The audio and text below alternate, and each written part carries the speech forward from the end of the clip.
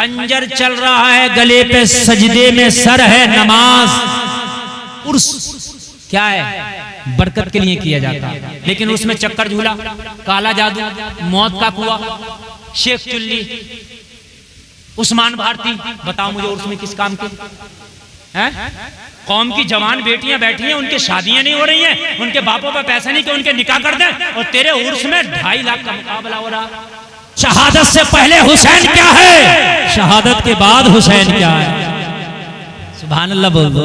कुरान तुम्हारे लिए जिंदगी का सबसे बड़ा मैप है। ये ऐसा मैप है कि अगर इसके बगैर जिंदगी गुजारी तो मैं जिम्मेदारी के साथ कह रहा हूं रास्ता भटक जाएगा, भटक जाएगा, भटक जाएगा। हाँ बिल्कुल भटक जाएगा। कोई ये कहे कि मैं बगैर कुरान के सीधा रास्ता चल लूं, तुम्हारे अब्बा जी नहीं चला सकते। कुरान में जो पहली सूरत तरतीब के एतबार से पहले कह दिया, दुआ कर इसमें बार बार, इहदिनस सिरातल मुस्तकीम, या अल्लाह सीधा रास्ता चला, सीधा रास्ता चला। मुंबई वालों का रास्ता सीधा नहीं है, बॉलीवुड वाला का रास्ता सीधा नहीं है, हॉलीवुड वालों का रास्ता सीधा नहीं है, दुनियादार का रास्ता सीधा नहीं है। फिर किसका रास्ता सीधा है? जो मदीने से करबला जा रहा है, उस हुसैन का रास्ता सीधा है। ये रास्ता सीधा है, ये रास्ता सीधा है, वो रास्ता सीधा नहीं है। अब अपनी जिंदगी में देख लेना नौजवानों कि हम सीधे पे चल रहे हैं कि टेढ़े पे चल रहे हैं। और कान खोल के सुनो, बिना मैप के आज तक दुनिया में कोई नहीं चल सका ना। क्या आप समझते हैं ये जो बस ट्रेन चल रही है, ये बिना मैप के चल रही है? नहीं चल सकती। ट्रेन चल रही है, उसका भी एक रास्ता है। अगर रास्ते से भटकी, अगर ट्रेन इस नशे में हो कि मैं चलती हूं, तो मैं कहता हूं ट्रेन अगर तू जरा सी भी भटकी, 1 मिनट में तेरा नशा उतर जाएगा। ट्रेन अगर रास्ते से भटक जाए तो बोलो 1 मिनट में नशा उतरेगा कि नहीं उतरेगा? चलेगी कि रुक जाएगी? बोलो। अरे रुकेगी नहीं, बल्कि फंस जाएगी, जमीन में फंस जाएगी। और डब्बा भी मैंने देखा, अगर जो हटा पटरी से वो पड़ा ही रहता, उसे उठाने वाला तक कोई नहीं होता। मैंने देखा कि ट्रेन हादसे में गई तो वो ऐसी गई, ऐसी गई, ऐसी गई कि 10 साल हो गए, डब्बा उठाने वाला तक नहीं है। एक ट्रेन अपना रास्ता छोड़ दे, उठाने वाला नहीं मिलता। ए मुसलमान, अगर तू अपना रास्ता छोड़ दे तो बता तुझे कौन उठाएगा? तुझे कौन उठाएगा? तू ये कहता है कि मौलाना दुआ करो, आज मेरी कौम का हर फर्द करता मौलाना दुआ करो, हजरत दुआ करो। मैंने कहा कौन सी दुआ कराना चाहता बता? कहने लगा हजरत दुआ करो, आज फिर एक अय्यूबी की जरूरत है। या अल्लाह एक कौम को फिर अय्यूबी दे दे। आज फिर हमारी कौम अय्यूबी चाहती है। फिलिस्तीन की छोटी छोटी बच्चियां जो गदला पानी पी पी के कह रही है मौला एक अय्यूबी दे दे। जो घास खा खा के फिलिस्तीन के बच्चे जिंदगी गुजार रहे, वो कहते हैं मौला एक अय्यूबी दे दे। आज हर मस्जिद में दुआ हो रही है कि मोहम्मद बिन कासिम दे दे, कोई मूसा बिन नसीर दे दे, कोई तारिक बिन ज़ियाद दे दे, मौला कोई मोहम्मद खासानी फातह कुस्तुनिया दे दे। आता क्यों नहीं? जलसे में आने वालों, तुम अपना मैप भूल गए हो, अपना रास्ता भूल गए हो। कान खोल के सुन, अय्यूबी जमीन से जन्म नहीं लेता, मोहम्मद बिन कासिम कई जमीन से जन्म नहीं लेता, कोई मूसा बिन नसीर किसी खेत में जन्म नहीं लेता, तारिक बिन ज़ियाद किसी के प्लॉट में जन्म नहीं लेता, मोहम्मद खासानी किसी के प्लॉट में जन्म नहीं लेता।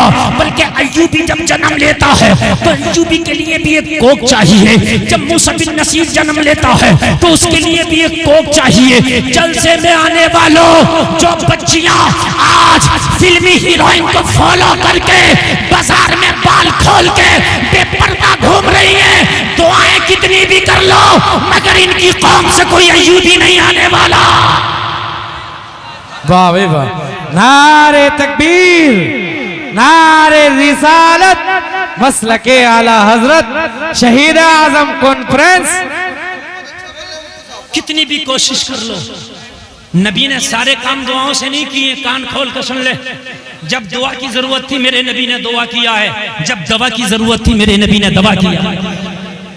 यहां तो सारा काम दुआ से चलाना चाहता है। मैं अगर पूछूं पाकवाड़ा के लोगों अखरोट कहां पैदा होता, आप कहोगे जमीन में। मैं कहूं बादाम कहां पैदा होते, आप कहेंगे जमीन में। मैं कहूं पिस्ता कहां पैदा होता, आप कहोगे जमीन में। मैं कहूं बता ये नारियल कहां पैदा होता, आप कहोगे जमीन में। मैं कहूं तेरे पाकवाड़ा में जमीन है कि नहीं, तू कहेगा जमीन है। यहाँ तो बड़ा बड़ा जमींदार पड़ा, तो मैंने कहा यहाँ कोई अखरोट पैदा हुआ, कोई पिस्ता पैदा हुआ, बादाम पैदा हुआ? जवाब मिलेगा नहीं। तो मैंने कहा जब जमीन में पैदा होता है तो तेरे पाकवाड़ा में पैदा क्यों नहीं होता? जवाब मिलेगा मौलाना पिस्ता हर जमीन में पैदा नहीं होता, एक खास जमीन में पैदा होता है। ऐसे ही अय्यूबी हर कोख से पैदा नहीं होता, एक खास कोख से पैदा होता है। माशाल्लाह लाजवाब, वाह भाई वाह वाह वाह। हर कोख से अय्यूबी नहीं पैदा होता, हर कोख से मोहम्मद बिन कासिम नहीं आते। बेटियां ब्यूटी पार्लर में गैर मर्दों की जांघों पे हाथ रख के अपने बाजुओं तक मेहंदियां लगवा रही हैं। 26 जनवरी पे स्कूल में तेरी बेटियां डांस कर रही है और मस्जिद में दुआ कर रहा कोई अय्यूबी पैदा कर दे। ये गुंबद पे अखरोट रखने के मानिंदा है। जैसे गुंबद पे अखरोट नहीं रुक सकता, वैसे ही तेरी इस कौम में कोई अय्यूबी नहीं आ सकता। इसलिए अरे तू अय्यूबी की बात करता है, अगर खाली दुआ की बात हो तो फिर गुलफाम दुआ करेगा। अब अय्यूबी क्यों मांगू मैं, मोहम्मद बिन कासिम क्यों मांगू मैं, मूसा बिन नसीर क्यों मांगू मैं, तारिक बिन ज़ियाद क्यों मांगू मैं, मोहम्मद खासानी क्यों मांगू मैं? तो डायरेक्ट मौला हुसैन मांगता हूँ। फिर दोबारा एक हुसैन दे देना ताकि यजीदियत का बेड़ा ही गर्क हो जाए। एक बात सुने आप, इन उलमा को गवाह बना के कह रहा हूं, कल की यजीदियत ने इतने पंजे नहीं निकाले थे जितनी आज की निकाल रही है। कल का यजीद इतना बड़ा गुंडा नहीं था जितना आज के कलमा पढ़ने वाले गुंडे बने फिर रहे हैं। कल जितनी इमाम हुसैन की जरूरत थी उससे ज्यादा आज हुसैन की जरूरत है। मैं तो दुआ करूंगा मौला फिर एक हुसैन दे देना ताकि यजीदियत का बेड़ा ही गर्क हो जाए। आप कहोगे मौलाना आज यजीदियत पहले से ज्यादा कैसे? तो सुन, यजीद में क्या कमी थी मैं आपसे पूछता हूं। मौला हुसैन और यजीद का मामला क्या था? क्या खेत का मामला था? नहीं। क्या दुकान का मामला था? नहीं। क्या बिजनेस का लेन देन था? नहीं। क्या तख्तो ताज का मामला था? नहीं, कोई मामला नहीं था। फिर कहो कि क्या मामला था? मैं कहूंगा शरीयत का मामला था। काय का मामला था? शरीयत का। और मामला क्या था शरीयत का? सुने, अगर आपको गलत लगे तो आप कह सकते हैं हजरत बात अच्छी नहीं लग रही है। सुने, मामला ये था कि यजीद के दरबार में लौंडे नाचते थे। क्या करते थे? कौन? लौंडे। जो मैंने तारीख में पढ़ा, इन उलमा ने भी पढ़ा, लौंडे, नए उम्र के लौंडे जिनकी दाढ़ियां भी नहीं जमी होती, वो नाचाता था। वो अगर लौंडे को नचाए तो यजीद, तुम मुंबई की हीरोइनों के डांस देखो तो पक्के हुसैनी। देखो यार, तोलो तो बराबर लाओ ना यार, कम बढ़ती क्यों तोड़ रहे हो? अगर वो लौंडे का नाच देख ले तो यजीद, तुम मुंबई की नंगी हीरोइन का नाच देखे तो पक्का हुसैनी। तू शादी में डांस पार्टी करे तो पक्का हुसैनी। जरा सोचने की बात है। इन उलामा से पूछो, यजीद 5 टाइम की नहीं छोड़ता था, कभी पढ़ता था कभी छोड़ भी दिया करता, फासिक था लेकिन पढ़ता भी था। तू खाली जुमा पढ़े पक्का हुसैनी, खाली जुमा पढ़ ले पक्का हुसैनी। यजीद पढ़ता भी था, ऐसा नहीं है बिल्कुल नहीं पढ़ता था। बंदरों के नाच देखता था, उनकी लड़ाइयां देखता था। वो बंदरों की लड़ाइयां देखे तो यजीद, तू नंगे WWEF के पहलवानों को देखे तो पक्का हुसैनी।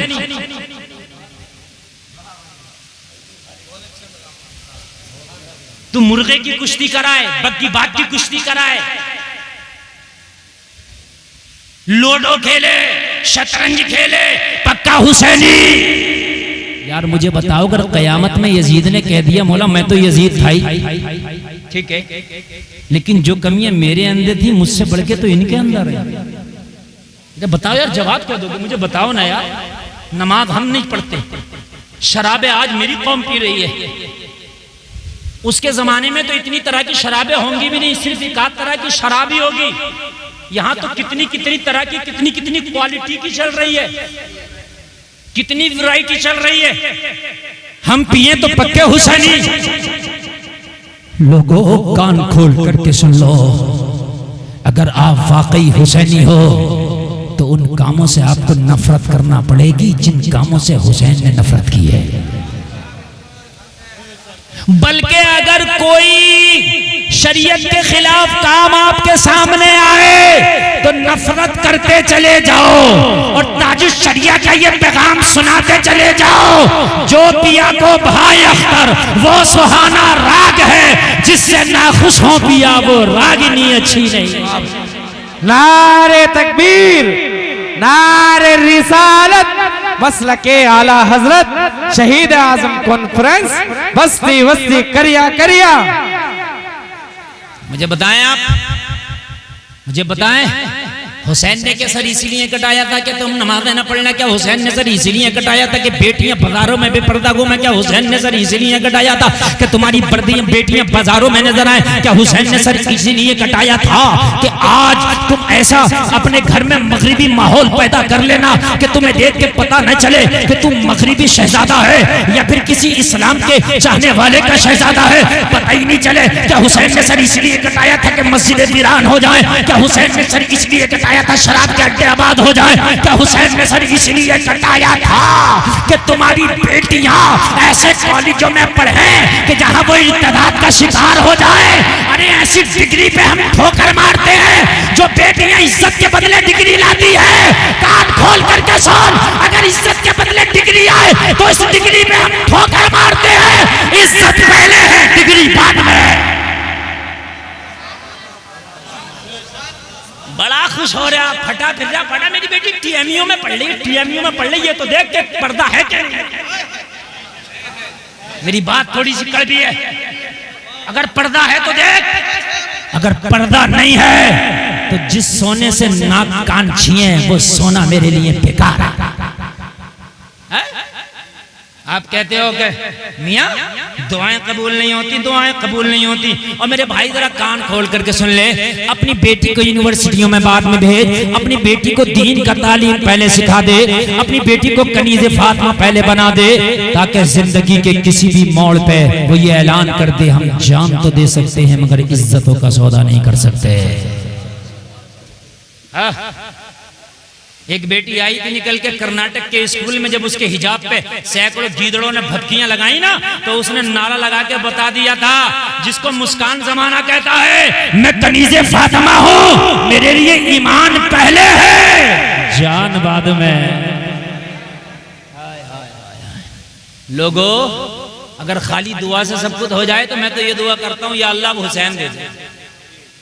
किसी को मत दे, खाली एक हुसैन तू तो दे सकता ना, कादिर मुतलक है। क्या अल्लाह चाहे तो दूसरा हुसैन नहीं दे सकता? दे सकता, वो कादिर मुतलक है, उसके लिए क्या मुश्किल है?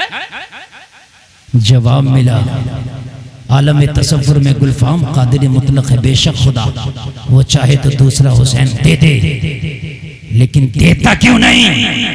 इसलिए कि हुसैन के आने के लिए पहले फातिमा की कोख का होना जरूरी है। दूसरी फातिमा ना हो सकी, इसलिए जमाने में दूसरा हुसैन ना आ सका।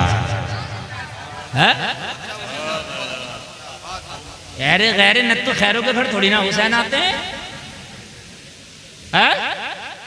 मेरे भाई, दशहरी के पेड़ पे ही दशहरी का आम आता है, कट्ठा पे दशहरी नहीं मिलेगा। नहीं, बात मेरी अगर गलत हो तो बताएं आप। आपको अगर दशहरी चाहिए तो दशहरी का ही पेड़ लगाना पड़ेगा। अगर आपको गुलामे हुसैन चाहिए तो बेटी को कनीज़े फातिमा बनाना पड़ेगा। जिंदगी में कुरान लाएं, अगर कुरान जिंदगी में नहीं है तो भटक गए। अच्छा, कुरान लाते हैं, लाते हैं, लाते हैं, कब लाते हैं वो सुने जरा। लाते हैं कुरान, लाते हैं, जिंदगी में नहीं लाते, जिंदगी के बाद लाते हैं। जिंदगी में नहीं लाता कुरान का, जबकि जिंदगी के बाद कुरान का इतना काम और रोल नहीं है जितना जिंदगी में है। जिंदगी के बाद कुरान को हजरत कैसे लाते हैं? मर गया इमाम साहब, जल्दी चलो।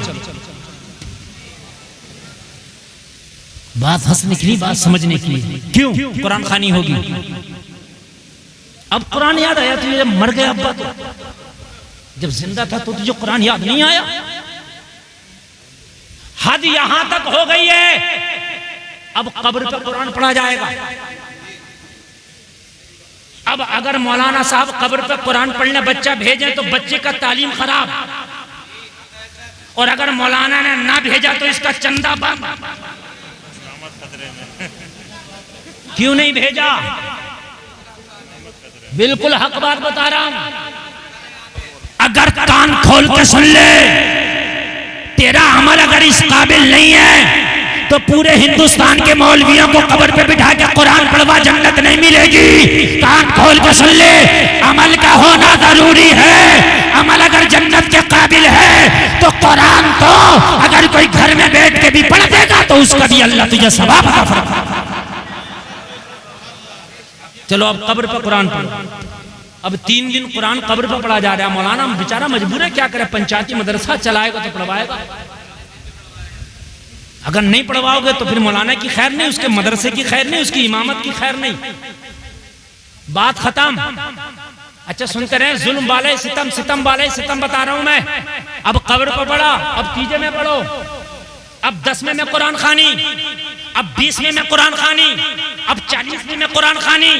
पता चला कि मदरसे में बहुत लंबी परेशानी, पढ़ने ही नहीं दे रहा है, पढ़ने नहीं दे रहा। अच्छा 11वीं शरीफ में तो पूरा महीना नहीं पढ़ने देते। अब ये कहोगे मौलाना कुरान खानी की मुखालफत कर रहा, तो मुखालफत नहीं कर रहा हूं, पूरा पूरा नुस्खा बता के जाऊंगा। कुरान खानी वाले भी हम हैं, कुरान पे अमल करने वाले का तरीका क्या होना चाहिए कुरान खानी का, वो सुने आप। जब आप इतनी कुरान खानियां कराओगे तो एक मदरसे में पढ़ने वाला बच्चा पढ़ेगा कहाँ? फिर क्या कहता, हाफिज तो उन्हीं लोगों में पक्के होते, तूने पक्का होने दिया इसमें? हाफिज तो मौलाना उधर ही होते हैं, हमारे सुन्नियों में हाफिज नहीं होते, तूने बनने दिया हाफिज? मुझे बताओ आप, तूने मोते से लेकर 40 में तक चैन न लेन दिया मदरसे के महल्ले के मदरसे को, तूने कहां बनने दिया? बता मुझे। सुने, तरीका बताऊं आपको कुरान खानी का। मदरसों को भी डिस्टर्ब होता, बच्चों को भी डिस्टर्ब होता, पढ़ाने वालों को भी डिस्टर्ब होता है। आप जाकर के कुरान खानी के लिए बच्चे अपने दुकान में लाना, अपने मकान में लाना जरूरी नहीं है कि मेरी दुकान में चलो। बाज आदमी तो अगर ट्रक लिया तो ट्रक के अंदर कुरान खानी, यार जरूरी नहीं है। नहीं बात समझने की, खबरदार जो किसी ने आजा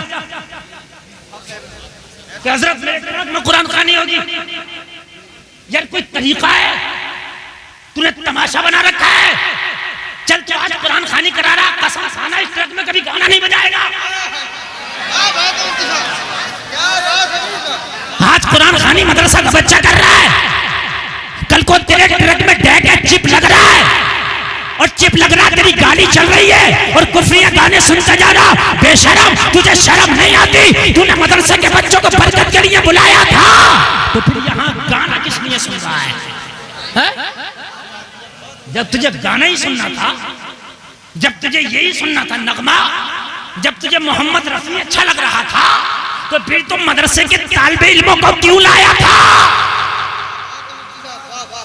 किसी बैंड बाजे वाले की दुकान पे जाके किसी गायक कलाकार को लाकर एक आधा घंटा गाना गवा लेता। नहीं मेरी बात गलत हो तो बताओ।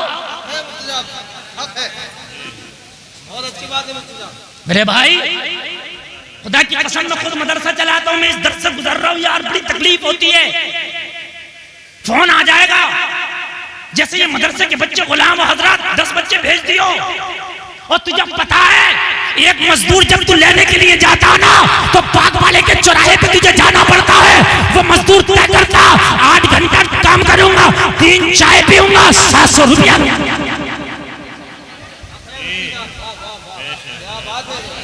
सही बता रहा हूं मैं। तूने मदरसे के बच्चों को यार समझ के लिए 10 बच्चे भेज दिए, 2 समोसे में पूरी कुरान खानी करा दिया। 2 समोसा खिलाकर सोचता मैंने बहुत बड़ा उपकार कर दिया इन बच्चों पर। खबरदार, ये मेहमान रसूल है, इनकी इतनी बेइज्जतियां ना कर कि 5 बच्चे मेरे ट्रक में भेज दो, 10 बच्चे मेरे जो है मेरी दुकान में भेज दो, 15 बच्चे मेरे मकान में भेज दो। अगर ये तेरे मकान दुकान टिरकों में जाते रहे तो बताइए तालीम कब हासिल करेंगे? ये बच्चे कयामत में तेरा दामन पकड़ लेंगे। ये कुरान खानी तेरे लिए कहीं बोझ न बन जाए। अगर तुझे कुरान खानी कराना है तो सुन, अब्बा के नाम से, अम्मा के नाम से, मकान के नाम से, दुकान के नाम से सुन। जो शिरीनी तुझे बांटना है वो शिरीनी दुकान से खरीद, और खरीदने के बाद में मदरसे चला जाओ, और मदरसे जाने के बाद मौलाना से कहना हजरत शिरीनी ये है, सुबह से लेके छुट्टी तक तुम्हारे बच्चों ने जो कुरान पढ़ा है वो भी तो कुरान है, वो मेरे अब्बा के नाम से बख्श देना, ये शिरीनी बच्चों को खिला देना। बहुत अच्छा पैगाम है। नारे तकबीर, नारे रिसालत, मसलके आला हजरत या हुसैन, या हसन, या हुसैन। नारे तकबीर, नारे हैदरी, नारे हैदरी। बहुत खूब हजरत, बहुत खूब। इज्जत करो, सवाब भी ज्यादा इन तालिबे इल्मों की। अभी तो मैं बयान करूंगा सवाब ज्यादा है क्यों, ज्यादा है और क्यों है ये भी बयान करूंगा। इज्जत करो इन तालिबे इल्मों की। बड़े के पास जाना पड़ता, बड़े को बुलाया नहीं जाता। ये मेहमान रसूल हैं, बड़े हैं ये। और मेरे भाई सुनो, ये सिर्फ तुम्हारे तीजा दसमा खाने के लिए नहीं है, ये मेहमान रसूल हैं, इनकी बात बड़ी है। जाओ मदरसे में और कहो हजरत मुझे 11वीं की कुरान खानी कराना थी, शिरीनी ये है, जितना भी बच्चों ने पढ़ा है वही मेरे लिए 11वीं का बख्श दें। और सुने, कुरान जरूरी नहीं है कि अलिफ लाम मीम के पारे से लेकर अम्मा के पारे तक पढ़ना जरूरी है। अगर अलिफ लाम मीम का पारा भी 30 बार पढ़ लिया जाए तो 30 पारों का ही सवाब मिलेगा। ऐसा नहीं है कि एक ही पारे का मिलेगा, 30 ही पारों का मिलेगा। ये बच्चे बार बार रटते हैं, बार बार पढ़ते हैं कुरान शरीफ, तो सुबह से लेके 11-12 बजे तक कई कुरान पढ़ लेते होंगे। जी हकीकत बात, बेशक। अरे पढ़ लेते होंगे, नहीं पढ़ लेते होंगे? तो ये एक कुरान खानी नहीं हो रही है, ये कई कुरान खानी हो जा रही है। एक बात, जो कुरान बच्चों ने तेरे घर में पढ़ा, गारंटी नहीं है कि वो बिल्कुल अच्छा पढ़ा, इसलिए कि बच्चा कोई गलती हो सकती है, तेज भी पढ़ सकता है। जी बेशक, बच्चा है, अच्छा गलती तो होती है। हम जब दरसगाह में बैठते हैं, बच्चा सुनाता तो उस्ताद उसे पीटता भी है, मारता भी है, बतलाता भी है, तो गलती होती है तभी तो बतलाता है, गलती होती है। हमारी तो 22-23 तकरीबन 24 मेहराबें हो गई, अब तक गलती हो जाती है कहीं पढ़ते हैं तो। अरे तरावी में खड़े होकर मुसल्ले पे पढ़ रहे, पीछे से किसी ने लुकमा दे दिया, बहुत से लोग इसे ऐप समझते हैं, अरे उनके गलती आ रही है। बेवकूफ, गलती उसके तो आगे जिसके याद होगा, और जिसके याद ही नहीं होगा उसके क्यों गलती आएगी? गलती आना कोई बुरी बात नहीं है, जिसके याद होता उसी के आती है। तो भाई वो पता नहीं तेरे घर पे बच्चे ने कुरान कैसा पढ़ा, लेकिन जो दरसगाह में पढ़ा वो उस्ताद की निगरानी में पढ़ा। क्या बात है, बेशक। अगर गलत पढ़ा तो उस्ताद ने गलत को सही करा के पढ़ाया। अगर बड़ा कौफ नहीं निकला था तो बताया कौफ निकाल, वाह बेशक। शीन नहीं निकाला था तो बताया शीन निकाल। ये मद्दे मुत्तसिल 4 अलिफ खिलेगा, ये मद्दे लाजिम 5 अलिफ खिलेगा, ये मद्दे मुनफसिल 3 अलिफ खिंचेगा, ये मद्दे आरिज है 3-2.5 से लेके 5 अलिफ तक खिंचेगा। ये काफ कलकला होगा, ये साद है, इसमें रूफ मुस्तालिया है, ये पुर होके पढ़ा जाएगा। ये सारे कौन बताएगा? ये तुझे दरसगाह में बैठने वाला ये मुदर्रिस पढ़ा के बताएगा। पता चला तेरे घर की कुरान पढ़ा हुआ उसकी कोई गारंटी नहीं, जो मदरसे में पढ़ा है उसकी गारंटी है, उसकी गारंटी है। तो ये गारंटेड माल इधर है, समझ रहे हैं? इधर है गारंटेड माल। मदरसे में जाओ और वहीं शिरीनी दे आओ, और वहीं से वो फातिहा खानी हो गई और वही हो गई तेरी कुरान खानी। बच्चों को डिस्टर्ब ना करो, बच्चों को पढ़ने दो। सुभान अल्लाह। अच्छे हाफिज बनेंगे, अच्छे आलिम बनेंगे, तुम्हारा फायदा होगा। आलिम अच्छे नहीं बनेंगे, हाफिज अच्छे नहीं बनेंगे, तुम्हारा नुकसान होगा। ये तुम्हारा मुस्तकबिल है, तुम्हारी प्रॉपर्टी है, सही पूछिए तो। इसलिए अगर आलिम नहीं तो ऐसे है ये कौम जैसे बेलगाम के घोड़ा किधर चले जाए। जब ये कौम इधर उधर चलती है तो फिर आलिम ही इसकी लगाम सही तरीके से खींचते हैं। सही बता रहे हैं। हाँ मेरे भाई, कुरान तुम्हारा मैप है, कुरान को सामने रखो, जिंदगी गुजारो, इंशाअल्लाह पूरी जिंदगी तेरी बहुत सुकून से गुजरेगी इंशाअल्लाह। मगर कुरान कभी याद आ रहा है जब मरा, जब कुरान खानी अब तो, अरे अब तो मरने के बाद तो मियाँ इतनी छोटी छोटी बातों का ख्याल है। अहदनामा रखो, नहीं रख रहा तो तख्ते नहीं लगाने दे रहा, अहदनामा जरूर आएगा। देख मेरे भाई, अगर तेरा अमल अच्छा नहीं है ना तो अहदनामा एक नहीं 1000 टांग दे, कोई फायदा नहीं। अमल है, अमल है मेरे भाई, बात समझ रहे हैं आप। बेरी की डाली नहीं आई तो मिट्टी नहीं डालने दे रहा कि भाई बेरी की डाली लाओ, अमल है। मेन चीज कान खोल करके सुनो, अमल क्या है? अमल। कुरान को जिंदगी में लाओ, जिंदगी में लाओ। मरने के बाद कुरान को लाते। कुरान सिर्फ कुरान खानी के लिए नहीं है, कुरान पूरी जिंदगानी के लिए है। हम सिर्फ कुरान को कुरान खानी के लिए समझते हैं कि बस कुरान खानी के लिए है, नहीं, पूरी जिंदगी के लिए कुरान है। शादी कर तो कुरान बताएगा कैसे करना, बिजनेस कर तो कुरान बताएगा कैसे करना, किसी से झगड़ा हो जाए तो सुलह कैसे करना है, बीवी को कैसे रखना, ये सब तुझे कुरान बताएगा। कुरान बताएगा, कुरान बताएगा खेती करना, कुरान बताएगा खेती हो गई तो कितना माल अल्लाह की राह में देना, कुरान बताएगा। कितनी ज़कात निकालना, कुरान बताएगा। कपड़ा कैसे पहनना, तुझे कुरान बताएगा। जलसे में आने वालों, अरे कुरान तो तेरी जिंदगी का मैप है, मैप। अगर इसे छोड़ेगा तो भटक जाएगा। बगैर कुरान के जिंदगी नहीं गुजरती, मगर आज हम बगैर कुरान के जिंदगी गुजार रहे हैं। हमारी जिंदगी अटकी पड़ी है, भटके पड़े हैं, परेशान है। और परेशानी का हाल ये है, तलाक के मैटर सुलझा रहे थानेदार साहब हमारे, जबकि तलाक का मैटर सुलझाएगा कुरान। यार थानेदार को क्या पता मुगल्लजा कौन सी है, बाइना कौन सी है, रजई कौन सी है, पता है? ऐसो साहब को पता। मैं ये बात ऐसो साहब के मुंह पे भी कह दूंगा, ये मत समझना मौलाना ऐसी बात कर रहे हैं। मैं कोई खुराफात की बात नहीं कहता, मैं सही कहता हूँ। मैं उनसे भी कह दूंगा, ऐसो साहब आप बताइए, आपको क्या पता मुगल्लजा क्या है, आपको क्या पता रजी क्या है, आपको क्या पता बाइना क्या है, आपको क्या पता इद्दत क्या और उसकी मुद्दत क्या? बात मेरी गलत थोड़ी है ना। कुरान बताएगा, कुरान को छोड़ लो, जा रहे हो थानेदार साहब के पास, ये कराएंगे तलाक का फैसला, तो वो करा रहे हो तो रहा। 2 बिल्लियों ने अपना फैसला एक बंदर से कराया था। हाँ, एक की रोटी ज्यादा हुई, नहीं मानी ना, बराबर कर मेरी। लड़ रही थी अपनी बहन से, नहीं मानी, बंदर आ गया, हम हैं तो क्यों टेंशन ले रही हो? ए खबरदार, हंसने की बात नहीं, कोई चुटकुला नहीं। आया, उसने देखा तोली तो एक की रोटी ज्यादा थी, कहने लगा भाई इसकी ज्यादा है, थोड़ी सी खा लेते हैं, बराबर हो जाएगी। खाया, ज्यादा खा लिया, इसकी अब ज्यादा हो गई, तो कहा तुम्हारी भी थोड़ी सी खा लेते हैं, थोड़ी सी इनकी खा ली तो उसकी ज्यादा हो गई, कहा तुम्हारी भी थोड़ी सी खा लेते हैं, इनकी खाई इनकी ज्यादा हो गई। कब तक खाते रहते? एक दिन दोनों की खत्म हो गई, दोनों पे कुछ नहीं रहा।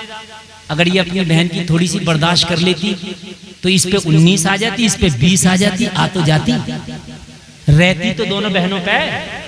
मेरे भाई गलत तो नहीं है ना? और बंदर दोनों की खा गया, किसी की नहीं छोड़ा।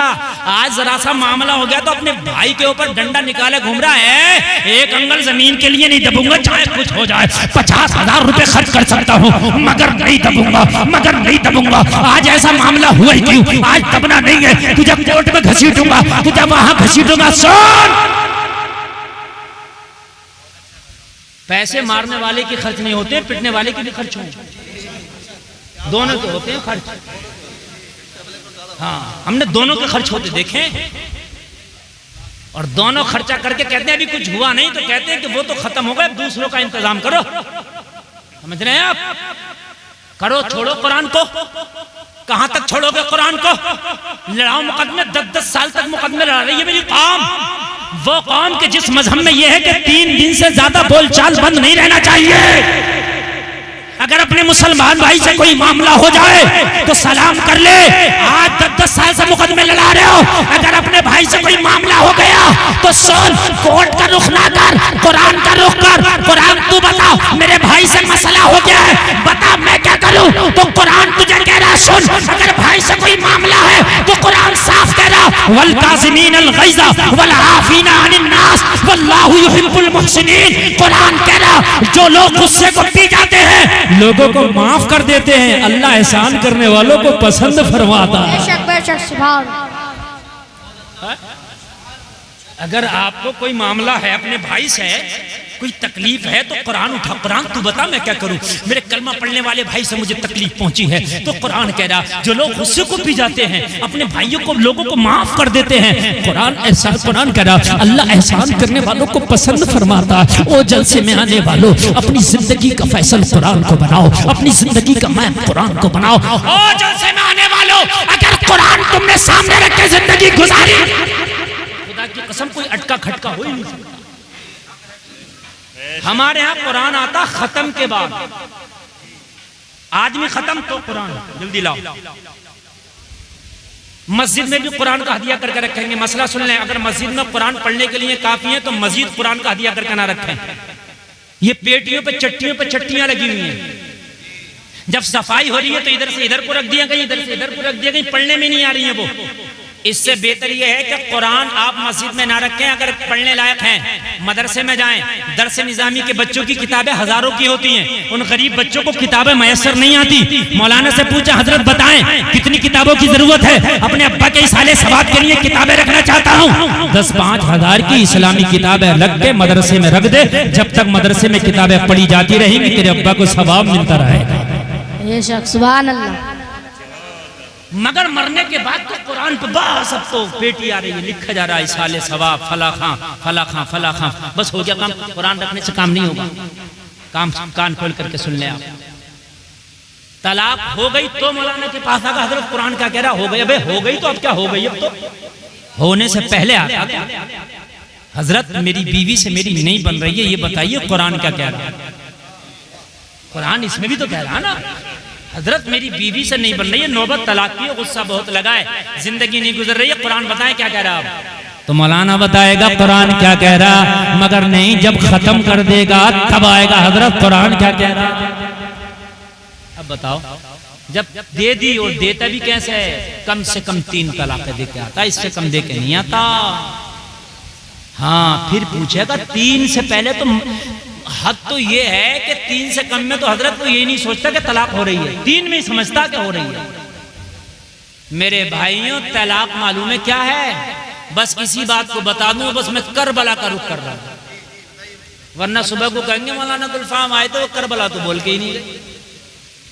हालांकि मैंने पहले इशारा दे दिया कि मैं शहादतें टच नहीं करूंगा, लेकिन मैं फिर करबला के बाद का कुछ मंजर आपके सामने रखूंगा इंशाअल्लाह। बोले इंशाअल्लाह। नींद तो नहीं आ रही है ना? एक बार पढ़ें सुभान अल्लाह। तलाक क्या है सुने, समझ लो पहले, ये भी कुरान समझाएगा। तलाक क्या है? तलाक एक इमरजेंसी वो खिड़की है तेरी जिंदगी की, जैसे बस में सफर करते हो एक इमरजेंसी खिड़की होती है जिस पे लाल कलर होता है और लिखा होता है इमरजेंसी विंडो। अरे होता है कि नहीं होता? ट्रेन में भी होती है, उस पे भी कलर लाल होता है। बात है समझ में आ रही है कि नहीं? मतलब क्या है इसका? अच्छा, बाज तो उस खिड़की के पास हथौड़ा भी होता है, इसे निकालो, इससे तोड़ो, निकल जाओ। क्यों है? बहुत ठंडे दिमाग से सुनना, तुम्हारी जबान में समझा रहा हूं, इसलिए कि समझाना इन्हें नहीं, समझाना तुम्हें। ये सब अल्हम्दुलिल्लाह समझे हुए और दूसरों को समझाते हैं। वो खिड़की किस लिए? अगर इमरजेंसी हो जाए, आग लग जाए, एक्सीडेंट हो जाए, दरवाजा ना मिल सके, ऐसे वक्त में इसे तोड़ो और अपने आप को निकालो। यही मतलब होता भाइयों, और तो कोई नहीं है ना। बस अब तुम ये करो कि कोई इमरजेंसी हो जाए, तुझे दरवाजा ना मिले तो तू पूरी बस को तोड़ दे। अरे तो भाई दंड पड़ जाएगा, इसलिए कि पूरी बस को क्यों तोड़ रहा है? इमरजेंसी वाली को तोड़ना, तू कहे कि वो इमरजेंसी पड़ गई तो इमरजेंसी वाली है तो इसे तोड़ना, पूरी बस को क्यों तोड़ना? जब अगर जिंदगी में कोई एक्सीडेंट बीवी और तेरे हो जाए और तेरी बात ना बने तो जो इमरजेंसी वाली एक तलाक है उससे काम ले, पूरी को ना ले। दो बच जाएंगे, जो एक है उससे काम कर ले, इमरजेंसी है निकल जाएगा। तेरी बीवी तेरी जिंदगी से निकल गई, तू बीवी की जिंदगी से निकल गया, एक में भी काम हो जाता। 3 देने की जरूरत नहीं है, अगर 3 देगा तो दंड पड़ता, दंड लंबा होता है। समझ रहे हैं आप? ये सब कुरान बताएगा आपको, बड़ा आसान मसला है। अगर एक तलाक दे दी, तलाक हमेशा गुस्से में होती है, प्यार में तो नहीं होती ना। और इस्लाम बड़ा प्यारा मजहब है, तलाक के बाद इद्दत की मुद्दत रखी है। क्यों? हो सकता है कि इद्दत के अंदर इसका भी गुस्सा ठीक हो जाए, मोहतरमा का भी ठीक हो जाए, दोनों अपने अपने फैसले पे पछताएं, यार हमने तलाक लेके गलत किया, हमने तलाक दे के गलत किया। जब गुस्सा ढल जाता, गुस्सा उतर जाता है तो गुस्से वाले फैसले पे पछतावा होता है। तो जलसा में आने वालों, अगर एक तलाक दिया हुए होगे तो आपको भागने की जरूरत नहीं, फतवा लाने की जरूरत नहीं, डायरेक्ट वो तेरी बीवी तेरे निकाह में आ जाएगी, जरूरत ही नहीं है भागने की, जरूरत ही नहीं है किसी दूसरे का मामला बनाने की। समझ रहे हैं आप? ये मैटर कभी मैं इस पर बोलूंगा तो मुकम्मल बोलूंगा, हलाला क्या है, तलाक क्या है, समझ रहे हैं आप? ये सब बोलूंगा मैं। ये हलाला जो बना लिया ना, ये कुछ नहीं है, ये गलत है। अल्लाह के रसूल ने तो फरमाया, हलाला करने वाले कराने वाले पर अल्लाह की लानत। समझते नहीं, वो ओरिजिनल निकाह होता है, कोई हलाला नहीं होता। दूसरा निकाह होता है ना, वो भी ओरिजिनल निकाह है भाई। वो अगर अपनी मर्जी से तलाक ना दे तो उसकी मर्जी। खैर आगे बढ़िए। कुरान, कुरान हुसैन जब करबला में पहुंचे, करबला से पहले भी हुसैन के सामने कुरान था और करबला में भी हुसैन की जिंदगी में कुरान। मैं बड़ा बेबाक आदमी, मैं इस चक्कर में नहीं रहता कि कमेटी मुझे नजराना देगी नहीं देगी। बाखुदा बता रहा हूं, मेरी पूरी तकरीर उसी कमेटी पे हुई, पूरी तकरीर। लोग रो रहे थे, रो रहे थे। मैंने कहा सुन, आज जिस मिंबर पे बैठ के तूने कुरान की तिलावत कराई है, जिस मिंबर पे बैठकर आज नबी की नाते पढ़वाई है, जिस पर कुरान और हदीस का दर्स हुआ है, कल को उसी मिंबर पर किसी की बेटी नाच रही होगी, नंगा नाच नचाया जा रहा होगा। बताओ क्या तुम्हें ये गवारा होगा? जहां शराब रखी है वहीं पर कुरान रख दो। लगे हजरत कैसे गवारा कर लेंगे? मैंने कहा आज कुरान की तिलावत नहीं हो रही है इस स्टेज पर, आज नाते रसूल नहीं पढ़ी जा रही है इस स्टेज पर, आज हदीस रसूल के तर्जमे नहीं पढ़े जा रहे, इस स्टेज पर पढ़े जा रहे। मैंने कहा कल को इस पर गुंडागर्दी नहीं होगी, इस पर कोई नचनियां नहीं नाचेगी क्या? इस पर गंदे गंदे अशआर नहीं पढ़े जाएंगे? अरे मैदाने महशर में ये अल्लाह वाला तेरा दामन पकड़े होगा और मांगेगा, मौला जिस चीज से मैं जिंदगी भर नफरत करता रहा, मेरे विसाल के बाद इसने मेरे मजार पे किया। और जवाब क्या होगा? यहाँ तो उर्सों में भी हमारे हराम काम इतने बुलंदियों पर हो। जलसे में आने वालों, उर्स करना है तो ऐसे उर्स करो कि आप खूब चंदा करो, उर्स में 5 लाख हो जाए तो अच्छी बात है। और देखो कि उर्स में ये देखो तेरी बस्ती में कोई ऐसी गरीब बच्ची तो नहीं है जो जवान है, उसके बाप पे उसके निकाह के लिए पैसा नहीं है। अगर ऐसी कोई बच्ची हो तो उनके बापों से कह दो तुम अपनी बेटियों के रिश्ते देख लो। उर्स के दिन हमारी उर्स कमेटी तेरी बेटी के निकाह का पूरा खर्चा उठाएगी। जाहिलों का बाप बन के मरा, करन में रहने वाला दीवाना कभी मुस्तफा को ना देख सका, मगर खुदा की कसम बाअदब रहा, आशिकों का इमाम बन के गया, आशिकों का इमाम बन के गया। बाअदब बनसीब, बेअदब बेनसीब। अगर आप चाहते हो कि कुछ मिल जाए तो अल्लाह की कसम बेअदब ना शागिर्द को उस्ताद से कुछ मिल सकता है, बेअदब औलाद को ना अपने वालिदैन से कुछ मिल सकता है, बेअदब मुरीद को ना अपने पीर से कुछ मिल सकता है, बेअदब नमाजी को ना अपने इमाम से कुछ मिल सकता है। कान खोल कर सुने। आदब, आदब। आला हजरत ने यही अदब का पाठ पूरी दुनिया को पढ़ाया। कहा हरम की जमीन और कदम रख के चलना, ये अदब का पाठ है, सिर्फ और सिर्फ अदब का पाठ है। कह रहे वो हरम, वो पाक जमीन, वो मुकद्दस गलियां, वहां कदम रख के चलूं। अहमद रजा वो जगह कदम के लायक नहीं, बल्कि वो जगह इस काबिल है कि वहां अपने सर के बल चला जाए। हरम की जमीन और कदम रख के चलना। जैसे हम कहते हैं ना, कहते हैं यार इतनी गर्मी में और चाय, एकदम ताज्जुब के साथ कहते हैं ना। आला हज़रत कह रहे यार हरम की जमीन और कदम रख के चलना। आला हज़रत ने जो मुहावरे बयान किए ना अपनी शायरी में या अपनी तहरीरों में, मुरादाबाद, बरेली, रामपुर, बदायूं, पीलीभीत, ये अतराफ के जो 2-4 जिले हैं, ये सबसे बेहतर समझ सकते हैं। क्योंकि आप हिंदुस्तान में जब हर 100 किलोमीटर दूर जाएंगे तो जबान में चेंजिंग है, समझ रहे हैं आप? जबान में क्या है? चेंजिंग है। हाँ, लेकिन ये जो हमारा खित्ता है ना, ये लगभग ये 4-5 जिलों का लगभग एक जैसी जबान बोली जाती है। इससे जब आगे जाएंगे तो फिर बदल जाएगा। तो आला हजरत की जबान को सबसे बेहतर आप समझेंगे, इसलिए कि आप 100 किलोमीटर के तकरीबन दायरे में हैं। हरम की जमीन और कदम रख के चलना। अरे सर का मौका है हो जाने वाले, अरे सर का मौका है हो जाने वाले। और किसी दूसरे आशिक ने कहा संभल के पांव रखना, हाजियों शहरे मदीना है, कहीं ऐसा ना हो सारा सफर बेकार हो जाए। कहीं ऐसा ना हो सारा सफर बेकार हो जाए। और आला हजरत ने आखिर में कह दिया हम इश्क के बंदे हैं, क्यों बात बढ़ाई।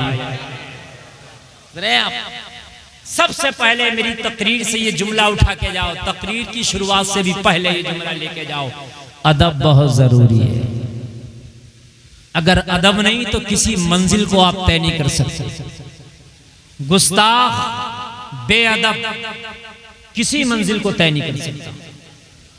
इबलीस मारा गया जरा सी बेअदबी में, कुछ नहीं, सिर्फ बेअदबी।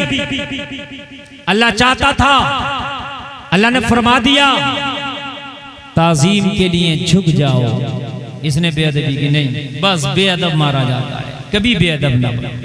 नौजवानों, चौराहे पे खड़े हो और अगर आपके पास से आलिम तो बड़ी चीज है, अगर कोई आपका बड़ा भी गुजरे ना तो उसे आप सलाम कर लीजिए। ये आपका अदब आपको बहुत आगे ले जाएगा, इंशाअल्लाह बहुत आगे ले जाएगा। अल्लाह आपको सलामत रखे। कसीर तादाद में आप हाजिर आए जिक्र हुसैन की महफिल में। मैं दुआ करता हूं मेरा मौला आपका आना अपनी बारगाह में कबूल फरमाए। कम उम्र लड़कों ने इस महफिल का इनाकात किया, बड़ी मेहनतें की। अल्लाह इनकी मेहनतों को, काविशों को कई गुना बढ़ा के अपनी बारगाह में कबूल फरमाए। जब कोई नौजवान दीन का काम करता मुझे बड़ी खुशी होती है, इसलिए कि जवानी में दीन का काम करने में मजा है, जवानी में इबादत करने का मजा है, जवानी में नेक काम करने का मजा है। जवानी में अगर आपने अपने आप को लगा दिया नेक कामों में तो मरने के बाद आराम ही आराम है, मरने के बाद सिर्फ आराम ही आराम है। सोते रहो फिर दूल्हा की तरह। कसीर तादाद में आपके पाकबाड़ा और अतराफ के उलमा यहाँ तशरीफ लाए। इनकी जर्रा नवाजियां, इनके कदम से स्टेज की रौनकों में 4 चांद लग गए। मिंबर शरीफ पे आप देख रहे हैं हजरत सैयद नज़ीर मियाँ साहब तशरीफ रखते हैं। आपके शहरी इमाम हजरत अल्लामा मौलाना कारी शमे आलम साहब बनफ्से नफीस तशरीफ रखते हैं। कारी दानिशुल कादरी साहब क़िबला यहाँ तशरीफ रखते हैं। मौलाना शेर मोहम्मद साहब तशरीफ रखते हैं। कारी दिलदार साहब तशरीफ रखते हैं। मैं अगरचे सबके नाम नहीं भी जानता, लेकिन मौला हुसैन सबके नाम जानते हैं, पता है कि नहीं? हाँ, अल्लाह सबको सलामत रखे। मेरी तकरीर आज इंशाअल्लाह आपके लिए कुछ पैगाम, कुछ दर्स बनेगी। आप दिल की तख्तियों पर नोट करके लेके जाओ। ये जो आज की रात का जलसा है, समझ लीजिए कि 1 घंटे का आपका मदरसा है। आप इस मदरसे में अब दाखिल हुए हैं। 1-1.25 घंटा मेरी तकरीर सुनने के बाद में जो मैं आपको यहाँ पर बोलूं, आप समझ लीजिए कि हम दरसगाह में बैठ के पढ़ रहे हैं और उसको अपनी दिल की तख्ती पर नोट कर लें। सबक इतना अच्छा, इतना आसान होगा कि याद करने की जरूरत नहीं, इंशाअल्लाह सुनते सुनते ही याद हो जाएगा। जरूरत इस बात की है, याद में सुनाते सुनाते करा दूंगा, आपको उस सबक पे सिर्फ अमल करना है। अमल होगा ना? बोलो इंशाअल्लाह, इंशाअल्लाह, इंशाअल्लाह, इंशाअल्लाह। पूरी दुनिया में हुसैन के चाहने वाले पाए जाते हैं, हर रंग में पाए जाते हैं। और एक बात मैं आपको बताऊं, हुसैन ही की जात एक ऐसी है कि मजहब इस्लाम के अलावा दीगर मजाहिब में भी हुसैन के चाहने वाले पाए जाते हैं। दीगर मजाहिब में, जैसा आप तारीखों में पढ़ेंगे, पढ़ते चले जाएंगे। कभी मेरे जहन में अगर तकरीर के दौरान कुछ ऐसा आया तो इंशाअल्लाह वो मैं बयान कर दूंगा। हाँ, तारीख में यहां तक आता है कि हुसैन के हिमायत में करबला शरीफ एक लश्कर हिंदुस्तान से भी भेजा गया था। हाँ, हालांकि जब वो पहुंचा था तो करबला का जो मार्का था वो इख्तिताम पजीर हो चुका था, लेकिन पहुंचा था। दत्ता नाम से ये जो बटालियन थी ना, इसका जो टाइटल था वो दत्ता नाम से। समझ रहे हैं आप? वो लंबी तारीख है, अगर इसको बयान करने लग गया तो फिर यही तारीख बहुत लंबी हो जाएगी, लेकिन मुझे कई बातें बयान करना है। समझ रहे हैं? तो हुसैन की वो जात है, तुम तो कलमा पढ़ने वाले हो यार, तुम मोहब्बत ना करोगे तो कौन करेगा हुसैन से? तो वो भी मोहब्बत करते हैं जिन्होंने कलमा नहीं पढ़ा है। हाय हाय हाय, सुभान अल्लाह। एक बार सारे लोग मिलकर जी लगाकर झूम झूम कर नबी और आले नबी की बारगाह में हदिया दुरूद पेश करें। पढ़ें अल्लाहुम्मा सल्ली अला सय्यदना मौलाना मुहम्मद व बारिक व सल्लिम सल्लु अलैहि सलातन व सलामन अलैका या रसूल अल्लाह। जोर से बोलें सल्लल्लाहु अलैहि वसल्लम। दुरूद शरीफ बहुत झूम के, बहुत इत्मीनान से, मोहब्बत के साथ पढ़ा करो, इसलिए कि मदीने वाले मुस्तफ़ा फरमाते हैं अगर कोई मोहब्बत से दुरूद पढ़े तो मैं उसके दुरूद को अपने कानों से सुनता हूँ। इनडायरेक्ट मामला नहीं रहता, वो डायरेक्ट मामला हो जाता है।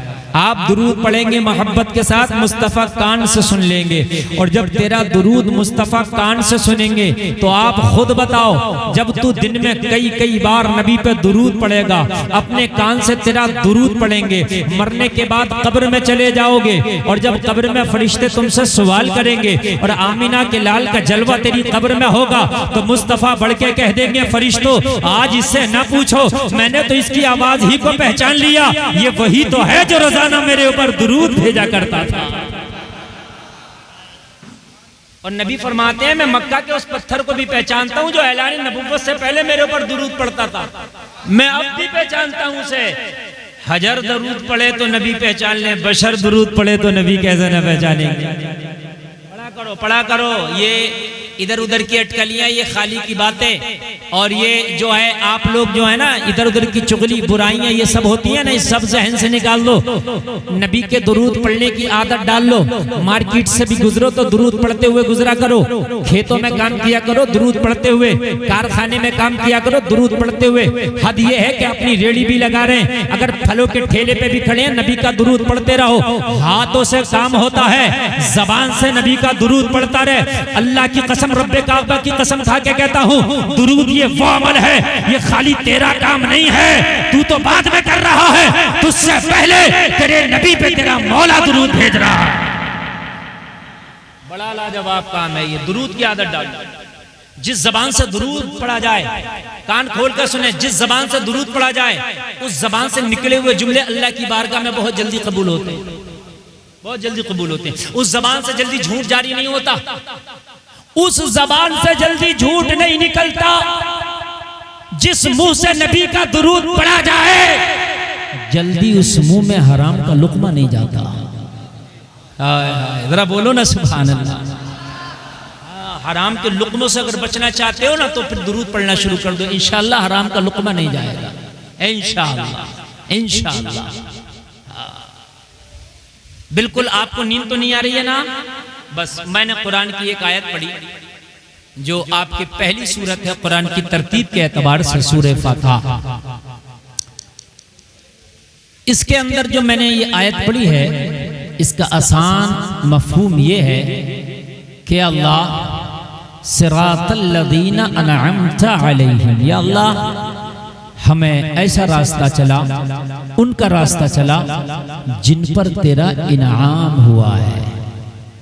उनका रास्ता ना चलाना जिन पर तेरा गजब हुआ है। दो ही बातें पूरी मेरी तकरीर में रहेंगी, हमें इनाम वालों को देखना है, गजब वालों को नहीं देखना है। गोया के सूरह फातिहा ये अलहम्द शरीफ आपको दर्स दे रही है कि आपने वो रास्ता चलना है कि जिन पर अल्लाह का इनाम हुआ, उस रास्ते से बचना है जिन पर अल्लाह का गजब हुआ। बस कुरान तुम्हारे लिए एक मैप है जिंदगी का। अगर आप जिंदगी कुरान से हट के गुजारोगे तो आप भटक जाओगे, दुनिया में अटक जाओगे, कयामत में लटक जाओगे। काम की बात बता रहा हूं। अगर कुरान को छोड़ा, मैप है कुरान। ए बेटा बात नहीं, बिल्कुल बात नहीं। मैं एक बोतल के चक्कर में इतना ना झगड़ो, बस चुपके से आ जा बेटा। बात बिल्कुल नहीं होना चाहिए, सिर्फ मेरी बात आप सुने। दिल करे तो सुभान अल्लाह बोलना, ना करे तो ना बोलना। ये उलमा बैठे हैं, इनकी मौजूदगी मेरे लिए बहुत बड़ी बात है। अगर आप नहीं भी सुनेंगे ना, ये सुन के दुआएं दे देंगे, मेरा काम हो जाएगा। कुरान तुम्हारे लिए मैप है। अब यहां से मेरी तकरीर शुरू हो रही है। इंशाअल्लाह करबला के हवाले से बोलूंगा, लेकिन कुछ बातें मैं वो बोलूंगा जो करबला वाले ने अपनी जिंदगी में जिनको फॉलो किया। समझ रहे हैं आप? आप शहादत सुनते, शहादत हुसैन सुनी, बचपन से जवान से बूढ़े हो गए, शहादत वही है, शहादत वही। हरमला ने तीर मारा अली असगर के, हरमला भी वही है, तीर भी वही है।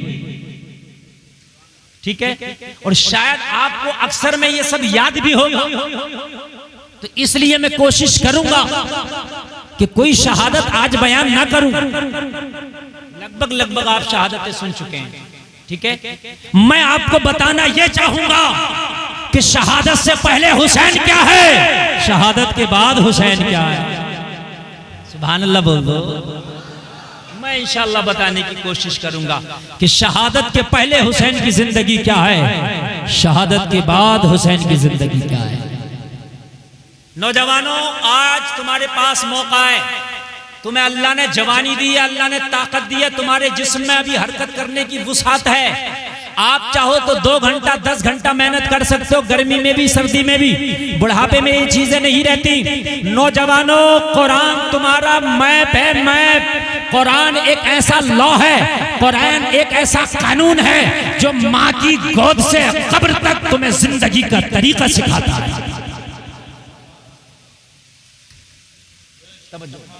जिंदगी का तरीका सिखाता है। उलमा की खास बात। आप मेरे खानदान के लोग हैं, आप जब मोहब्बत से सुनते हैं ना तो ऐसा लगता है जैसे कि ऊर्जा मिल रही है। अब आप जरा सुनिए, आप बड़ी अहम बातें बता के जाऊंगा। मेरी बातें कुछ कड़वी भी होती हैं, बुरी लगे तो माफ कर देना, लेकिन खुदा की कसम मुझे, मेरा मतलब किसी का दिल दुखाना नहीं है, मेरा मकसद है इस्लाह करना। जो डॉक्टर चीड़ा लगाता वो दुश्मन नहीं होता, वो दोस्त होता है ना? वो चीड़ा लगाकर तुम्हारी गलाजत को साफ करता है, कचलहू को निकालता है। कुरान तुम्हारे लिए जिंदगी का सबसे बड़ा मैप है। ये ऐसा मैप है कि अगर इसके बगैर जिंदगी गुजारी तो मैं जिम्मेदारी के साथ कह रहा हूं, रास्ता भटक जाएगा, भटक जाएगा, भटक जाएगा। हाँ, बिल्कुल भटक जाएगा। कोई ये कहे कि मैं बगैर कुरान के सीधा रास्ता चल लूं, तुम्हारे अब्बा जी नहीं चला सकते। कुरान में जो पहली सूरत तरतीब के एतबार से पहले कह दिया, दुआ कर इसमें बार बार, इहदिनस सिरातल मुस्तकीम, या अल्लाह सीधा रास्ता चला। सीधा रास्ता चला। मुंबई वालों का रास्ता सीधा नहीं है, बॉलीवुड वाला का रास्ता सीधा नहीं है, हॉलीवुड वालों का रास्ता सीधा नहीं है, दुनियादार का रास्ता सीधा नहीं है। फिर किसका रास्ता सीधा है? जो मदीने से करबला जा रहा है, उस हुसैन का रास्ता सीधा है। ये रास्ता सीधा है, ये रास्ता सीधा है, वो रास्ता सीधा नहीं है। अब अपनी जिंदगी में देख लेना नौजवानों कि हम सीधे पे चल रहे हैं कि टेढ़े पे चल रहे हैं। और कान खोल के सुनो, बिना मैप के आज तक दुनिया में कोई नहीं चल सका ना। क्या आप समझते हैं ये जो बस ट्रेन चल रही है, ये बिना मैप के चल रही है? नहीं चल सकती। ट्रेन चल रही है, उसका भी एक रास्ता है। अगर रास्ते से भटकी, अगर ट्रेन इस नशे में हो कि मैं चलती हूं, तो मैं कहता हूं ट्रेन, अगर तू जरा सी भी भटकी, 1 मिनट में तेरा नशा उतर जाएगा।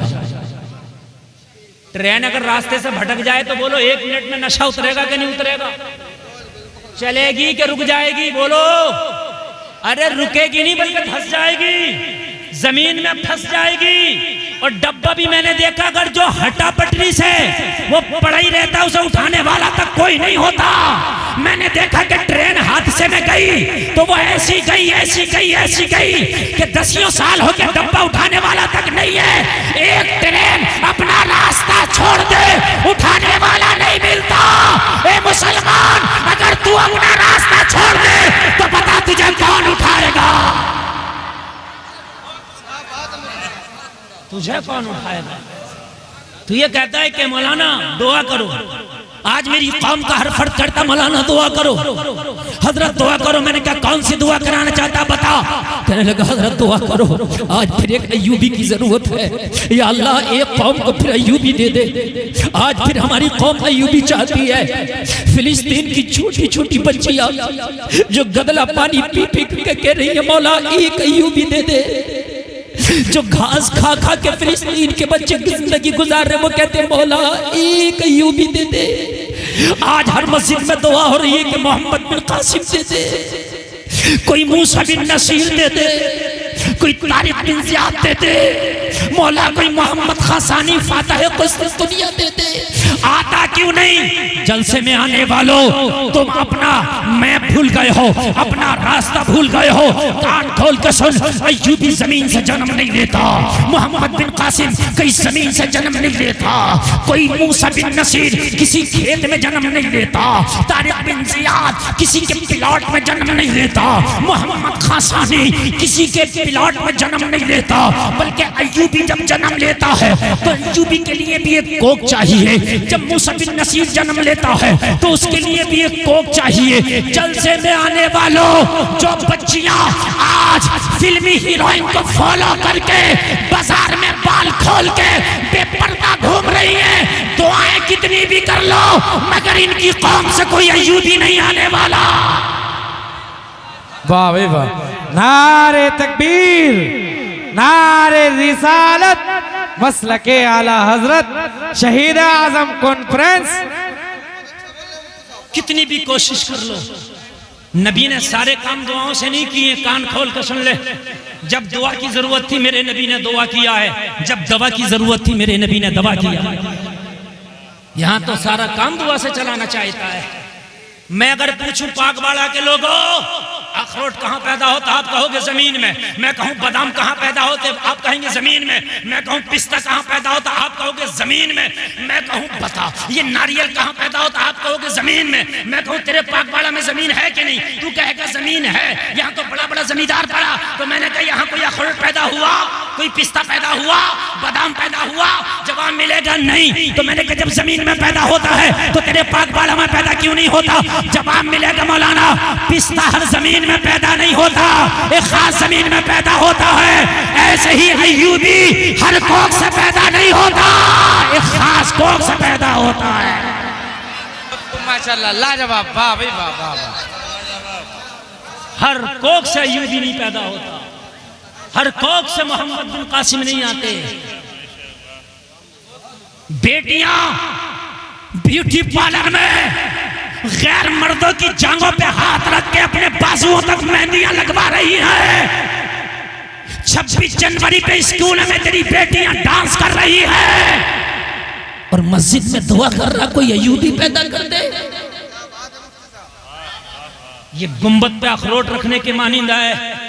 जैसे गुंबद पे अखरोट नहीं रुक सकता वैसे ही तेरी इस कौम में कोई अयूबी नहीं आ सकता। इसलिए अरे तू अयूबी की बात करता है, अगर खाली दुआ की बात हो तो फिर गुलफाम दुआ करेगा। अब अयूबी क्यों मांगू मैं, मोहम्मद बिन कासिम क्यों मांगू मैं, मूसा बिन नसीर क्यों मांगू मैं, तारिक बिन ज़ियाद क्यों मांगू मैं, मोहम्मद खान सानी क्यों मांगू मैं, तो डायरेक्ट मौला हुसैन मांगता हूँ। फिर दोबारा एक हुसैन दे देना ताकि यजीदियत का बेड़ा ही गर्क हो जाए।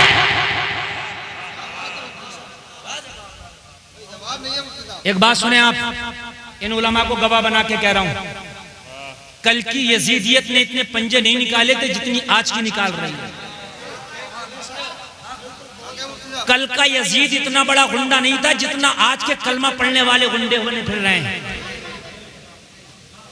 कल जितनी इमाम हुसैन की जरूरत थी उससे ज्यादा आज हुसैन की जरूरत है। मैं तो दुआ करूंगा मौला फिर एक हुसैन दे देना ताकि यजीदियत का बेड़ा ही गर्क हो जाए। आप कहोगे मौलाना आज यजीदियत पहले से ज्यादा कैसे, तो सुन